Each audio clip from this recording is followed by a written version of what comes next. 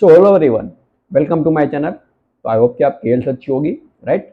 और आज के वीडियो में हम जिस टॉपिक के बारे में बात करने वाले हैं वो है रूट ऑफ कॉन्फ्लिक्ट्स, राइट। हमारी लाइफ में बहुत सारे कॉन्फ्लिक्ट्स होते हैं और डेली हम बहुत सारे कॉन्फ्लिक्ट को फेस करते हैं। हमारे माइंड में हमेशा कॉन्फ्लिक्ट होता है कि मैं ये करूँ या ये करूँ, राइट। दिस एंड दैट, इन दोनों के बीच में हमेशा कॉन्फ्लिक्ट रहता है।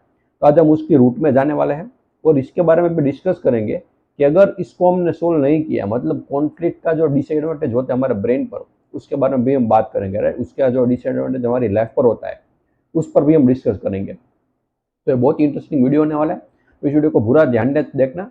और अगर कोई भी क्वेरी या फिर कोई भी डाउट हो तो बिल्कुल आप मुझे कमेंट में या फिर मुझे इंस्टाग्राम पर डीएम कर सकते हो, राइट। तो हम ज़्यादा कोई टाइम वेस्ट के डायरेक्ट टॉपिक पर आए कि रूट ऑफ कॉन्फ्लिक्ट। अब कॉन्फ्लिक्ट की रूट में जाने से पहले हमें यह समझना पड़ेगा कि कॉन्फ्लिक्ट एक्चुअल में है क्या, राइट। और जैसा मैंने स्टार्टिंग में कहा कि कॉन्फ्लिक्ट क्या होता है, कंफ्यूजन, या इसको आप कंफ्यूजन भी कह सकते हो कि मुझे ये यहाँ पर जाना चाहिए या फिर यहाँ पर, राइट। या फिर ये कह सकते हो कि मुझे ये करना चाहिए, ये करना चाहिए। हमेशा कॉन्फ्लिक्ट होता है। छोटे लेवल पर देखोगे कि आज मुझे कौन से कपड़े पहनने, राइट, ये पहनूं या ये पहनूं, ये क्या हुआ, कॉन्फ्लिक्ट हुआ। अगर ये छोटे छोटे कॉन्फ्लिक्ट हो तो कोई दिक्कत नहीं है, लेकिन लाइफ में जब बड़े कॉन्फ्लिक्ट आ जाए तब हम एक्चुअल में क्या करना चाहिए उसके बारे में हम बात करने वाले हैं, राइट।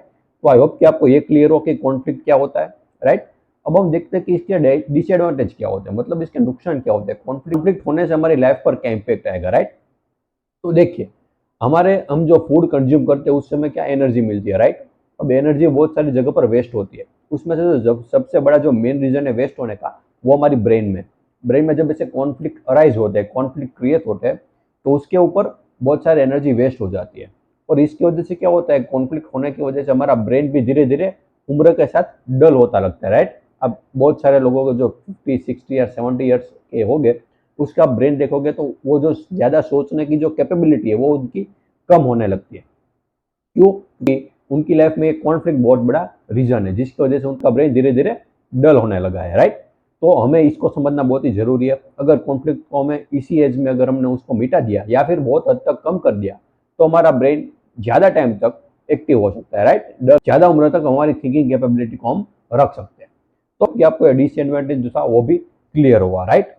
कि ये डिसएडवांटेज की जो मैंने बात की वो भी आपको क्लियर हुआ, कॉन्फ्लिक्ट होने की वजह से हमारी लाइफ पर इसका क्या इम्पैक्ट आ सकता है। बट अब हम सबसे इंपॉर्टेंट बात करने वाले हैं कि इसका रूट क्या है, मतलब कॉन्फ्लिक्ट क्रिएट कैसे होता है, कॉन्फ्लिक्ट अराइज कैसे होता है, उसके बारे में हम बात करने वाले हैं। अगर इसको मैं एक एग्जाम्पल के थ्रू आपको समझाऊं तो आपको अच्छे से समझ में आएगा, राइट। फॉर एग्जाम्पल, कोई इंसान है, राइट, मुझे उससे नफरत है क्योंकि उसने पास में मेरे साथ कुछ ऐसा किया जिसकी जो मुझे पसंद नहीं है, इसलिए मैं उसके नफरत करता हूँ। कोई और इंसान है, वो उसको पसंद करता है, राइट, वो उसके साथ हमेशा रहता है, वो उसको अच्छा लगता है, मुझे वो अच्छा बिल्कुल नहीं लगता। अब मैं और वो इंसान जो वो उसको पसंद करता है, हम दोनों जब मिलते हैं और हम उसके बारे में कोई भी बात करते हैं, राइट, तो मैं हमेशा कहता हूँ कि मुझे वो पसंद नहीं है और वो कहता है कि मुझे तो वो पसंद है, वो बहुत अच्छा है, राइट। अब हम दोनों के बीच में क्या क्रिएट हो गया, कॉन्फ्लिक्ट क्रिएट हो गया। क्यों? क्योंकि वो उसको अच्छा मानता है और मैं उसको बुरा मानता हूँ। ये मैं एक एग्जांपल लेके आपको समझा रहा हूँ, राइट। तो यहाँ आपने देखा कि कॉन्फ्लिक्ट अराइज कैसे हुआ। मेरा पर्सपेक्टिव उसको लेकर क्या था कि वो बुरा है, उसका क्या था कि वो अच्छा है। अब हम इसकी रियलिटी को देखते हैं। कोई भी इंसान, हम किसी भी इंसान की बात करें तो वो अच्छा भी होता है और वो बुरा भी होता है।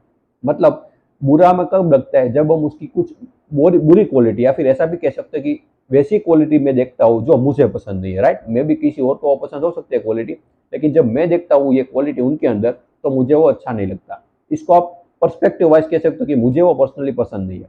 लेकिन कुछ ऐसी क्वालिटी भी होगी जो आपको पसंद होगी उसके बारे में, राइट। ऐसा तो है नहीं कि उसकी 100 क्वालिटी और सबकी सब आपको पसंद नहीं है, राइट। जब हमारा ध्यान अच्छी क्वालिटी पर रहता है सामने वाले की तो वो हमें अच्छा लगता है, जब हमारा ध्यान उसकी बुरी क्वालिटी पर जाता है तो वो बुरा लगने लगता है।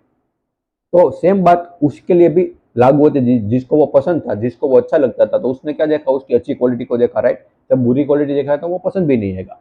तो मेरा कहने का जो मतलब है वो है कि कोई भी इंसान अच्छा भी होता है और बुरा भी होता है, राइट। इस रियलिटी को रियलाइज करना है, इस रियलिटी को देख लेना है।